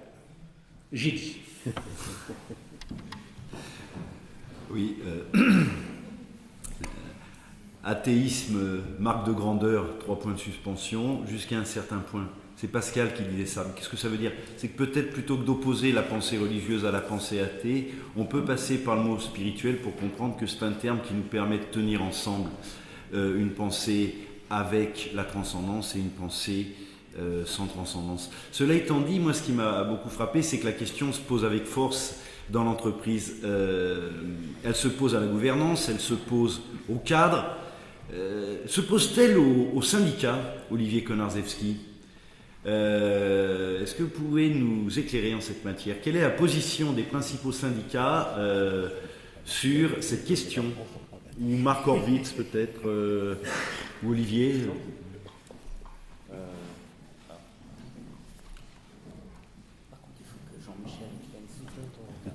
Pardon. Bon, non, je crois qu'on peut répondre à cette question. Je pense qu'il faut. Je pense que déjà on est dans une forme d'entonnoir où petit à petit on arrive effectivement à serrer près un peu le sujet. Je pense que en termes de syndicalisme, en fait, il y a 3 choses qu'on pourrait dire sur 3 aspects qu'on pourrait aborder. Le premier aspect, c'est déjà l'essence en fait religieuse du syndicalisme. Il faut savoir quand même que les syndicats, si la Révolution française a été celle des libertés, elle n'a pas été celle des libertés du travail. Les premières lois qui ont été contre les syndicats, les coalitions, les corporations datent de 1791, et il leur a fallu attendre 1864, une loi qui d'ailleurs porte mon prénom, la loi Olivier, pour que en fait on abroge en fait toutes ces lois qui interdisaient le droit de grève, qui interdisaient en fait la possibilité de créer des corporations et des syndicats. Entre-temps, en fait, c'est beaucoup plus à la fin du XIXe siècle que l'on a vu monter la création des syndicats au travers de la religion catholique, qui était la religion présente, où on a trouvé en fait énormément de recrutement des premiers syndicats au travers des patronages, et notamment aussi des femmes. C'est-à-dire que dans beaucoup, par exemple, de quartiers de Paris, il y avait des syndicats de quartier qui étaient essentiellement des syndicats féminins. On trouvait très peu de la religion présente jusqu'à ce moment-là dans les syndicats ouvriers. Les ouvriers, et ils le sont restés très longtemps, jusqu'à, je dirais, les années 50, ils sont restés assez en dehors de la religion. Moi, je pense que il y a un phénomène, et on en a parlé, c'est le phénomène de la migration qui est très important dans ce phénomène du syndicalisme. Dans les années, à la fin tout le monde connaît l'histoire française et nos protectorats, et notamment l'Algérie. Savoir que dans les années 1900, il y avait à peu près, on recensait 5000 travailleurs immigrés. Dans les années 40, en France, on en avait 100 000. Et en 1974, on en avait plus de 400 000. Essentiellement qui venaient d'Algérie. Donc, en fait, cet apport de travailleurs qui sont nés des guerres, puisqu'il fallait reconstruire, que ce soit la guerre de 14, que ce soit la guerre des 40, et effectivement, après les années 60, le développement des grandes usines comme Renault, tous les grands groupes industriels, on a vu en fait une montée en fait d'un phénomène qui était beaucoup plus culturel au départ que religieux, qui était la nécessité pour des gens de vivre selon leur tradition en France. Alors je pense qu'aujourd'hui, il y a deux façons, quand on parle de la régulation du fait religieux, il y a deux moyens. Il y a le moyen de l'encadrement, donc les cadres de l'entreprise, et puis il y a le moyen des syndicats. Moi, personnellement, je les ai pas mal interrogés, effectivement, pour savoir quelle position aujourd'hui ils avaient. Les positions sont très diverses. Par exemple, je me souviens de M. Dufourneau, qui est le directeur de l'éthique de la SNCF, et Patrice Aubert aussi, qui était le représentant de la RATP, le délégué à la RATP. Quand on les interroge en fait sur la position des syndicats par rapport au fait religieux et par rapport à la laïcité, pour beaucoup d'entre eux, c'était un non-sujet. C'est-à-dire qu'en fait, ça ne concerne pas le droit du travail. C'est un sujet qui doit être discuté en dehors. On trouve ça... il n'y a que la CFDT qui se soit véritablement penchée sur le problème et qui ait conçu un certain nombre de livrets qui ouvraient justement à le traitement du fait religieux, dans le sens où, effectivement, il y a quand même pour une entreprise 4 critères qui sont des critères de fonctionnement, des critères objectifs, dans lesquels, en fait, le fait religieux ne peut s'insérer, qui sont des critères d'efficacité, d'hygiène, de vouloir vivre ensemble, de bien vivre ensemble. Et ce sont ces critères-là qui font fonctionner les entreprises. Une entreprise, comme l'a dit tout à l'heure Michel Maffezoli, ça doit gagner sa vie. Ça doit avancer, travailler, et finalement, beaucoup d'entreprises aujourd'hui, si elles sont confrontées au fait religieux, la première réflexe qu'elles ont, c'est effectivement de l'ignorer, ce qui est effectivement un problème. Moi, je pense que pour l'instant, je vais en rester là. Oui, enfin, toutes les entreprises ne l'ignorent pas. Plaide dans ce sens l'exemple de Total, par exemple, qui a créé une charte de la laïcité du fait religieux. Paprec. Oui, et la RATP aussi a pris des mesures dans ce sens, non? Oui, Total, Total, en fait, c'est un groupe international. Ils ont effectivement créé ils ont publié en juillet 2017 le premier guide, en fait, international du fait religieux, puisque eux sont confrontés, effectivement, travaillant en Arabie Saoudite comme au Mexique, en passant par les pays du sud-est asiatique, sont confrontés en fait à aux faits religieux, leurs cadres et leurs employés sont confrontés sans cesse aux faits religieux. Paprec, ça vient, c'est une charte qui a été créée en 2005 et qui vient en fait de l'affaire des Bilous. Mais Paprec, le président actuel, qui vient de grandir, son entreprise, il a absorbé une entreprise et doublé le nombre de son employé, il le dit lui-même, s'il faisait revoter et re-signer l'idée de cette charte, il pense qu'elle ne serait pas re-signée. Alors, Paprec, c'est 2014, en fait, la dernière version de la charte. Je l'ai entendu l'autre jour dire encore que finalement, ça se passait pas si mal que ça. Pour revenir quand même à tout ce qui a été dit ce matin, d'abord que je suis d'accord avec Jean-Michel Pillardet, la dictature laïcarde, elle n'existe pas et je voudrais bien quand même qu'on remette les choses bien au point, mon cher Michel. L'autre chose, c'est de rappeler à Jean-Michel Pillardet aussi que finalement, la laïcité, c'est la liberté de conscience et que la liberté religieuse n'en est qu'une version particulière ou que c'est quand même un tout petit peu plus large.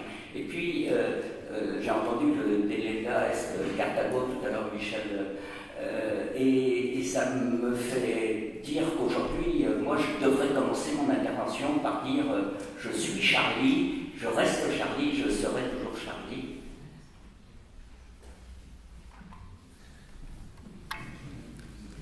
Vous avez dit dernier interlocuteur ce matin, François Benitolo. Il est médecin anesthésiste et président de la commission médicale de son établissement. Lui, le fait religieux, la laïcité, il la vit primordialement dans sa chair, son corps et son quotidien. Et c'est pour ça que j'ai tenu à ce qu'il nous en parle. Et si vous voulez préciser un peu votre fonction au sein de l'hôpital, ce serait intéressant. Oui, merci. Bien, moi je suis anesthésiste de formation, je suis praticien hospitalier, donc je travaille dans un hôpital public dans le nord de l'Île-de-France, de Metz, gros hôpital, 1500 salariés à peu près, et je suis président de la commission médicale d'établissement, c'est-à-dire c'est une commission consultative où on regroupe tous les médecins. Et depuis la nouvelle loi hospitalière, les présidents de commission médicale d'établissement sont vice-présidents du directoire, donc le lien entre la direction et les médecins est quand même assez intéressant.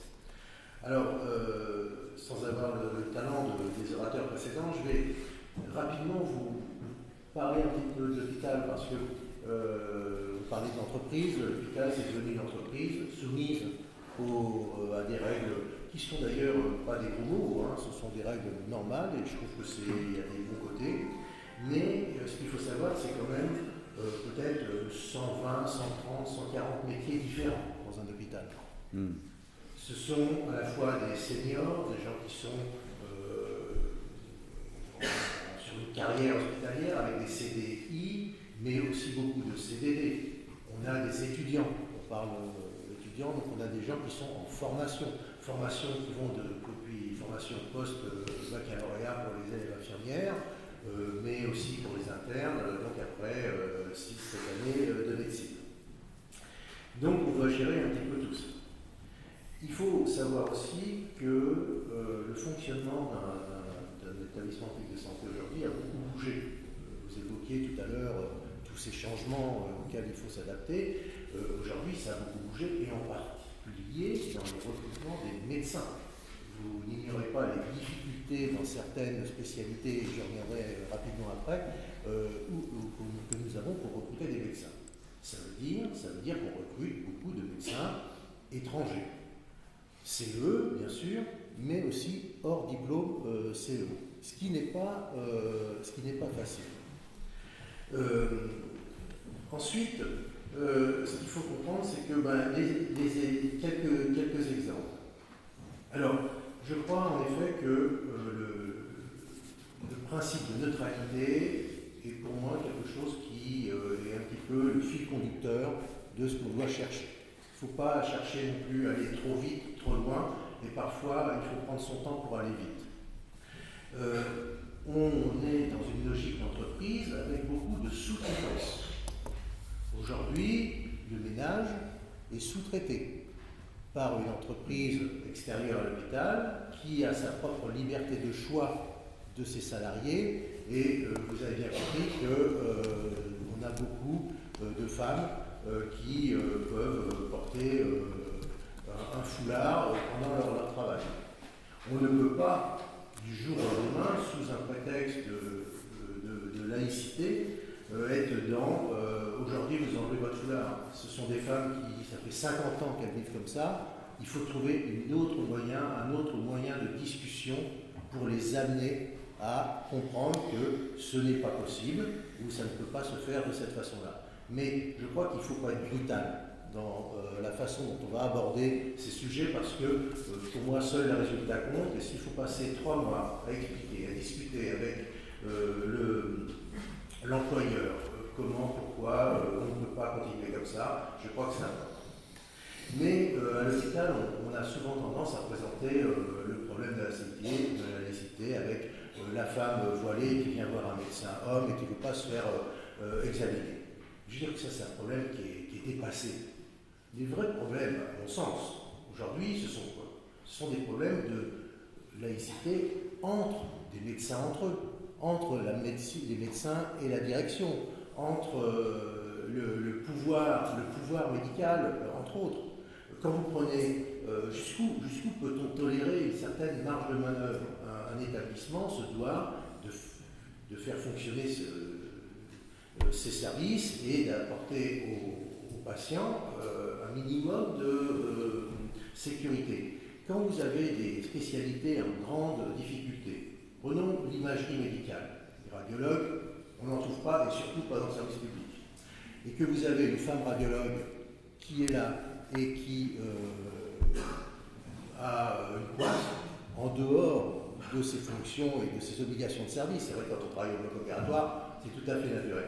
Qu'est-ce qu'on fait? Comment on discute? Et notre rôle, justement, avec les directions, c'est de dire jusqu'où on peut lui demander d'enlever et jusqu'où on risque de la perdre parce qu'elle va dire « moi je m'en vais ». Donc là aussi, on est dans une confrontation entre ce qui est bien pour le patient, ce qui est bien pour l'hôpital et notre obligation de faire aussi respecter un certain nombre de choses. D'autres exemples. Par exemple, nous, on est dans un hôpital, c'est le quatrième hôpital sur le site, et historiquement, la fête de l'hôpital, c'est la Saint-Pierre Saint-Paul. Et historiquement, eh bien, la Saint-Pierre Saint-Paul, on distribue des brioches bénies à tous les malades. Qu'est-ce qu'on a essayé de faire? On a essayé de faire changer les choses. Et encore une fois, ça ne dépend pas que de nous, ça dépend aussi du conseil de surveillance, avec le président du conseil de surveillance, qui est très attaché pour sa ville. Bon, on a simplement commencé par dire, ben voilà, on va distribuer des brioches, les personnes qui souhaiteront les faire bénir pourront le faire. Voilà, donc c'est aussi une avancée douce vers quelque chose qui va nous permettre de partager un certain nombre de choses. Et puis on s'aperçoit aussi qu'il se passe des choses. On a des logiciels de programmation qu'on peut trouver sur Internet pour nos permanences de soins, nos gardes. Eh bien, récemment, j'ai voulu retravailler un petit peu sur les organisations et j'ai trouvé un logiciel qui date déjà d'un certain temps. Aujourd'hui, dedans, on peut mettre les fêtes religieuses musulmanes. Donc, si je clique pour en tenir compte, ça veut dire que certains médecins ne pourront jamais être de garde ce jour-là.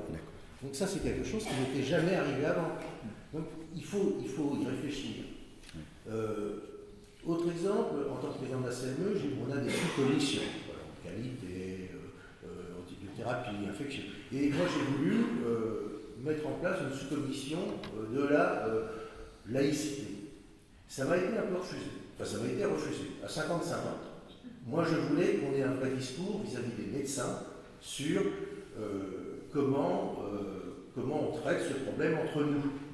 Moi, ça m'a été refusé. Ce qui est assez quand même intéressant. Enfin, bon, un des exemples que j'ai eu, c'est une jeune fille interne qui venait d'Algérie, qui est venue me voir, et parce qu'elle voulait prendre son poste, elle arrive, et alors je discute un petit explique, je lui dis, tu sais, quand tu vas être en fonction, tu ne peux pas être voilé. Elle me dit, mais moi, c'est une anesthésiste, enfin, un terme d'anesthésie, donc elle me dit, moi, je garderai juste le truc du bloc. Je lui dis, non. Quand tu es au bloc, tu es à une coiffe parce que tu es dans ton travail, en dehors, il n'est pas question que les raisons pour lesquelles tu veux la porter. Et elle me dit, oui, mais je suis très attaché. Je lui dis, mais je respecte. Pour autant, il va y avoir un moment où ça ne va pas fonctionner. Alors je lui dis, tu vas retourner voir ton doyen, tu vas lui dire que tu ne peux pas rester dans ce stage, on va trouver un autre stage, où sont peut-être. Elle me dit, je lui dis, maintenant, on est jeudi, réfléchis, attends lundi, et on en reparle lundi.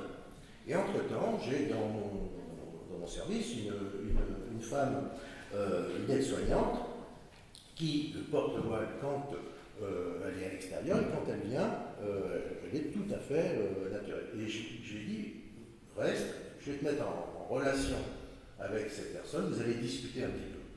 Et du coup, elle est restée dans le service, elle a fait ses 6 mois ou son année d'internat, sans porter le voile dans le service. Ça s'est plutôt bien passé. Je crois que ce qui est important, et en plus dans le milieu médical, dans le milieu hospitalier, c'est que la notion de regard du corps est peut-être un petit peu différente de ce qu'on peut trouver dans une autre entreprise. Et ça, je crois que c'est quelque chose aussi, moi, que j'essaie de faire comprendre, c'est qu'on ne regarde pas, enfin, on voit des corps nus toute la journée. On ne les regarde pas de la même façon que si on est sur la plage l'été et qu'on voit une jolie fille en bikini se promener. Ce n'est pas du tout le même regard. Et je crois que cette compréhension et cette façon de présenter les choses et de montrer que finalement le regard de l'homme sur la femme, c'est le regard d'un médecin sur un malade ou sur quelqu'un, et qu'on n'est pas du tout dans la même... Je pense que c'est quelque chose qui peut un petit peu aussi nous aider. Voilà, j'aurais plein d'exemples aussi à vous raconter, mais je crois qu'il faut surtout, moi j'attirerai l'attention sur 2 choses dans une entreprise comme l'hôpital. C'est prendre le temps d'avancer pour construire sur quelque chose de solide, et pas vouloir du jour au lendemain tout faire exploser, parce qu'on va balancer le curseur complètement d'un côté, il va revenir encore plus fortement après. Et puis aussi la compréhension, cette notion de regard. Et un dernier exemple aussi qui est compliqué, c'est quand moi j'ai connu des chirurgiens qui faisaient Raval. Et là, on est dans quelque chose de très complexe, parce qu'ils refusaient, ils obligeaient un petit peu tout le monde à attendre la fin de la journée, parce qu'ils voulaient se nourrir, et pour opérer plus tard. Donc ça veut dire que toute une équipe, tout un groupe va attendre un certain nombre de choses. Et là, ça pose aussi des problèmes, parce que, quelque part, il faut être en bonne forme pour travailler, surtout quand on travaille des nuits entières. Et là aussi, c'est pas facile de discuter pour essayer de faire comprendre que, eh bien, il y a des intérêts, entre guillemets, professionnels et un devoir professionnel qui doit peut-être être contrebalancé avec un certain nombre de choses. Voilà, je crois que je vais vous apporter ce témoignage, mais j'en aurais bien merci, c'était très clair. Écoutez, le temps de la conclusion est venu. Un petit mot quand même, on fera une pause un peu plus courte. Avant la conclusion, on va passer la parole, mais assez rapidement à la salle. Si vous voulez bien, ceux qui auraient des questions, des remarques, des suggestions, des témoignages, ils sont naturellement les bienvenus.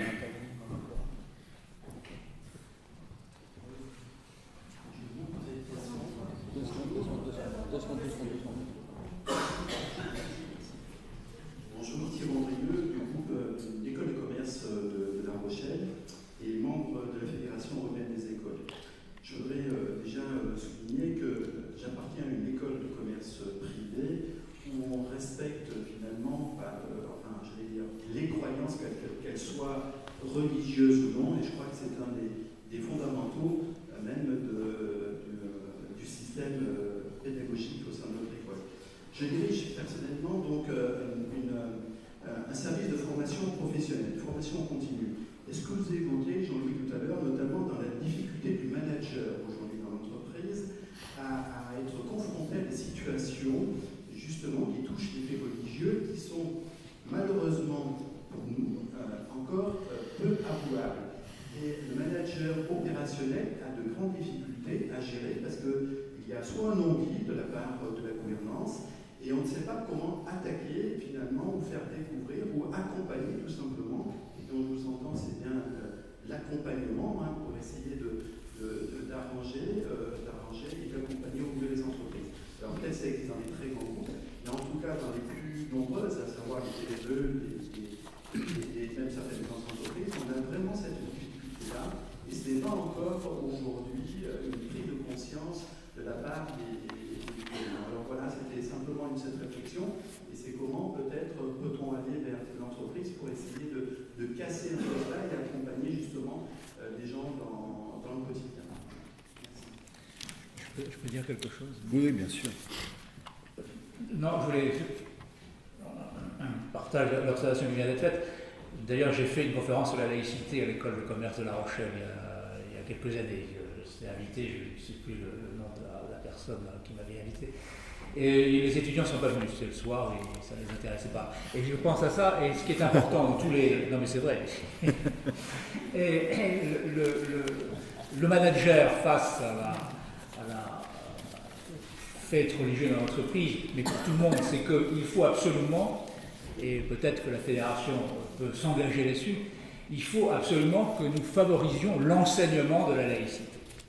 L'enseignement de la laïcité dans les écoles, la charte de la laïcité, ça servait effectivement pour que les enseignants puissent expliquer ce qu'est la laïcité en lisant, en commentant la charte. Il faut enseigner la laïcité dans les écoles professionnelles de fonctionnaires, la police, la magistrature,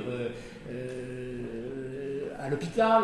Il y a aussi à l'hôpital une charte de la laïcité dans les services publics qui s'applique dans tous les services publics. Et enseigner la laïcité aussi dans les écoles de commerce, les écoles d'enseignement supérieur, pour justement bien montrer que ce qu'est la laïcité, les problèmes auxquels on peut être confronté et les dispositions jurisprudentielles qui sont extrêmement importantes. Moi, je l'ai fait pendant des années, puisque j'ai fait créer une chaire de laïcité à Sciences Po Bordeaux, j'ai fait pendant 2 ans, à Évry.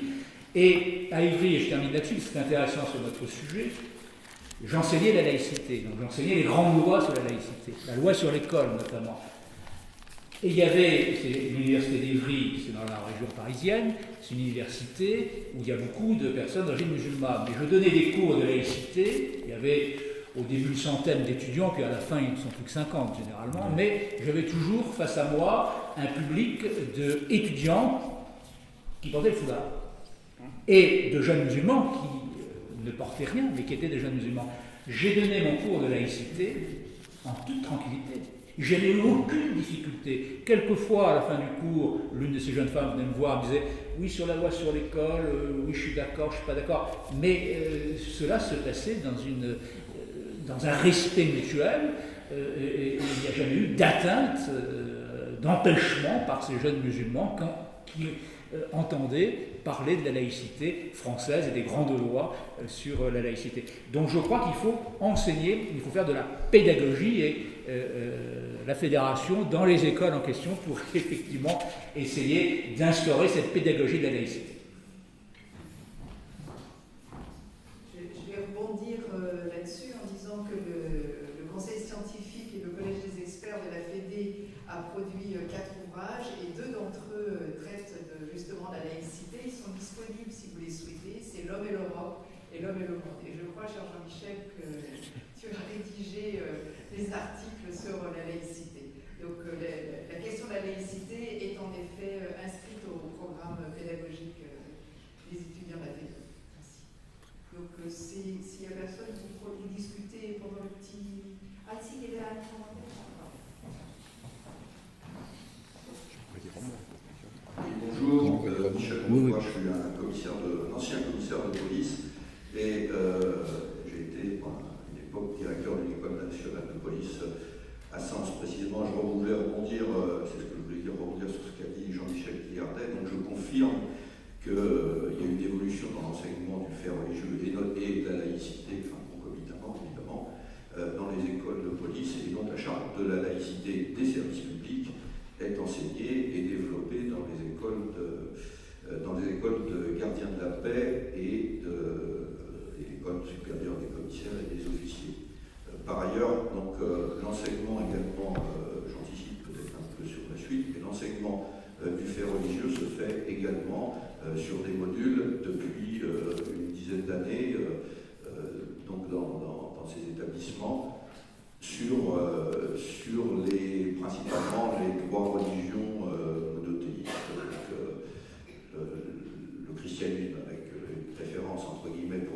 catholicisme, le judaïsme et bien sûr l'islam. Alors pour l'islam, c'est un petit peu particulier puisque, comme il a été souligné, c'est donc une des religions monothéistes qui, depuis quelques années, avec les implications terroristes qu'il y a depuis quelques années, pose problème. Et évidemment, donc, il y a un accent qui est mis sur cette religion. Alors, dans les écoles d'officiers et l'école des commissaires, l'enseignement du fait religieux se fait exactement de la même manière que ce qu'on vit aujourd'hui, c'est-à-dire des conférences qui durent à peu près une journée ou deux, avec des implications différentes en fonction du rang et de la responsabilité des décideurs de la police nationale. Et à titre pas anecdotique, je suis également Charlie définitivement.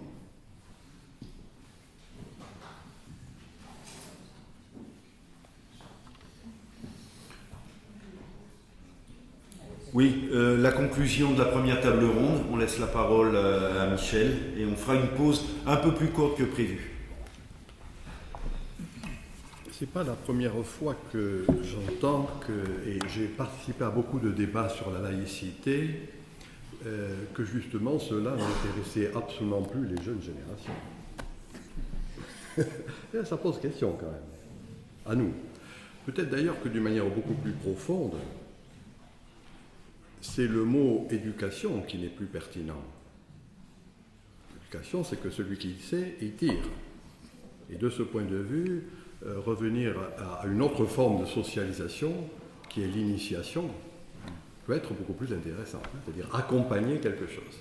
Là, encore une fois, ce sont des mots. On a parlé un peu fort ici ou là. Moi je n'ai pas de conviction. J'ai commencé tout à l'heure en disant, dans le cadre des débats comme celui-ci, il faut ne pas fonctionner selon une logique du devoir-être. Et que c'est uniquement cela, à partir de là, qu'on pourra comprendre ce qui est. Donc moi, je ne suis pas ceci ou cela. En tout cas, je ne le dirai pas ici. Et peut-être ai-je tort, tiens, je vais faire quand même une confidence, je ne suis pas marié à l'église et mes 4 filles ne sont pas baptisées. Moi.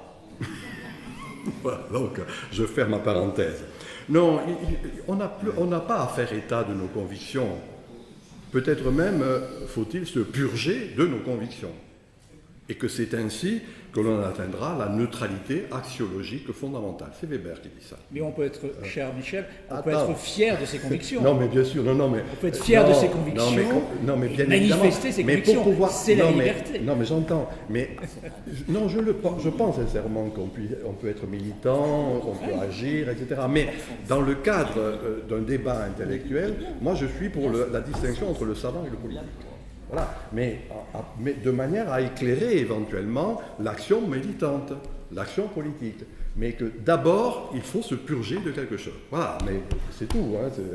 Et vraiment, je considère qu'on peut être militant et être ceci ou cela, sincèrement.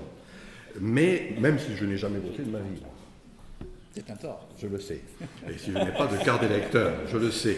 Mais c'était ma vieille tradition anarchisante que j'ai menée jusqu'au bout. Voilà. Mais cela dit, je ne vais pas l'imposer comme étant quelque chose qui, justement, doit irriguer les autres. Par contre, mon travail, là, d'expertise, j'aime pas expert, mais mon travail d'expertise, c'est de donner un certain nombre d'éléments. Alors, en la matière, permettez-moi de faire une précision sémantique. Oui.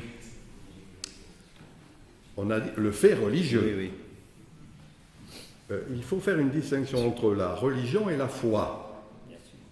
Et on ne l'a pas fait encore. La religion, c'est le for externe, forum externe. La foi, c'est le for interne. Voilà. Et donc là-dessus, je crois qu'il est important de poser ce genre de choses qui permettrait peut-être de redonner sens à la laïcité. Alors moi, j'ai écrit un livre sur le trésor caché où je parle de la laïcité. Et je rappelle la généalogie. Les frères Lay, dans les monastères au Moyen-Âge, ce qu'on dit aussi les frères convers, c'était Laos, c'était le peuple, par opposition justement aux moines qui eux étaient les cléricaux. Bon. Et que d'une certaine manière, faisons attention, soyons attentifs au peuple pour ne pas être trop des cléricaux. C'est ce que je disais au début. Hein. Voilà, c'était uniquement cette précision. Pourquoi? Parce que tout passe, tout casse, tout lasse. Non, mais c'est ça que je commençais à dire que la sagesse populaire, je le sais bien, j'ai dit tout à l'heure en grec, Genesis Kapstora, mais la sagesse populaire dit cela. Et donc ça veut dire qu'il y a des évolutions et qu'on ne pourra bien faire comprendre ce qui est en jeu dans le peuple que si on est attentif à ce changement climatique. Ce par quoi j'ai commencé. C'est tout. Sinon, on va continuer à faire de l'incantation. Qu'est-ce que c'est que l'incantation? On chante quelque chose dont on n'est pas convaincu. Ou en tout cas qui ne correspond plus à rien. Et donc, avant de faire de l'incantation, c'est légitime. Mais il me paraît être important d'être en accordance. Si on continue à faire de l'incantation, qu'est-ce que ça veut dire, ça? Ça veut dire que, dans le fond, on ne sait plus dire ce qui est vécu. Soyons clairs. C'est quand on ne sait pas dire cela, qu'il y a un fossé et que naissent les discours de haine, de xénophobie et de racisme. Quand il y a justement une sécession plébis, quand le peuple ne se reconnaît plus dans ses élites. Machiavel disait distinction de la pensée du palais et de la pensée de la place publique. Nous continuons à faire de l'incantation. Tu vois, c'est pour ça que je dis il faut être attentif, encore une fois, à l'esprit du temps, pour éclairer, pour accompagner, pour faire en sorte que ça ne devienne pas pire, pour faire en sorte qu'il n'y ait plus ces discours de haine, de xénophobie et de racisme. Alors, sur ma distinction de fond quand même, sur ce changement climatique, c'est qu'en effet, ce qui a été la grande marque moderne, deux mots très simples, deux concepts, là, tiens. Un de Hegel, qui est la séparation, et un de Freud, les deux grands systèmes, qui est la Spaltung, la coupure. Ça, c'était ça, la dichotomie. La nature, la culture, le corps, l'esprit, le matériel, le spirituel, etc. Ça a été la performativité moderne. On a été droit au but, j'ai dit. Et il ne faut pas cracher dans la soupe. On n'a pas à dire que c'était bien ou que c'était mal. Il s'est trouvé que ça a été ce qui était, mon maître Gilbert Durand, un grand anthropologue, a parlé de ça, il parlait du principe de coupure. C'est-à-dire ça a été efficace parce qu'on a coupé, on a distingué, etc. C'était le débat.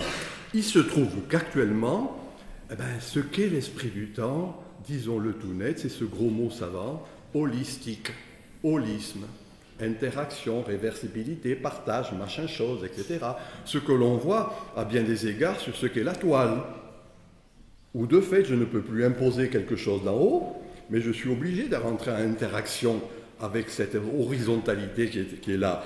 C'est ça le holisme, c'est ça l'interaction. Et du coup, on ne peut plus rester dans notre logique dialectique, thèse, antithèse, synthèse.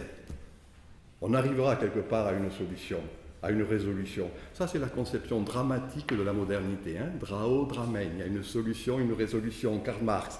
Chaque société ne se pose que les problèmes qu'elle peut résoudre, etc., etc. Non, on est dans du tragique actuellement. Le tragos, c'est justement aporique en termes savants. Il n'y a pas de solution. Il faut dépatouiller, il faut bricoler, on peut le dire d'une manière beaucoup plus vulgaire. En termes plus soutenus, ça s'appelle une logique contradictorielle, ça. C'est-à-dire un contraire qui ne se dépasse pas en synthèse. Oui. Si je le dis d'une manière plus imagée, la voûte de la cathédrale gothique. C'est la tension des pierres les unes sur les autres qui assure l'harmonie, ce que j'appelle l'harmonie conflictuelle. Voilà ce à quoi on est confronté. Et c'est en fond cette logique contradictorielle, cette harmonie conflictuelle. Et c'est pas facile. Et c'est pas facile. Mais on peut imaginer, après tout, qu'il puisse y avoir cette harmonie. Non pas à partir, encore une fois, de cette conception de l'un, mais du pluriel, de la diversité, et qu'il faut se dépatouiller. Lévi-Strauss disait bricoler, ce que disait monsieur tout à l'heure, c'est un bricolage. Et que c'est ce bricolage auquel on est confronté, et non pas à partir de nos convictions. J'insiste bien là-dessus. Peut-être est-ce cela que j'appelle, moi, homéopathisation. S'ajuster, tant bien que mal. Et je dois vous avouer que, de mon point de vue, c'est cela qui est le vrai humanisme intégral. Prendre compte qu'il y a de l'humus dans l'humain. c'est-à-dire véritablement ses affects, ses passions, etc. Et bien sûr, il faut le faire avec humilité. Ben oui. Et ça, c'est une chose qui n'est pas facile, qui n'est pas aisée. Voilà, chers amis. Et humus et humilité, ça a la même racine. Ça n'aurait Bien échappé à sûr, c'est un personne. truc sémantique. Voilà. Et parfois avec l'humour, quand même. Aussi. Mais c'est une conclusion qui fait débat. Voilà. Non, mais bien sûr.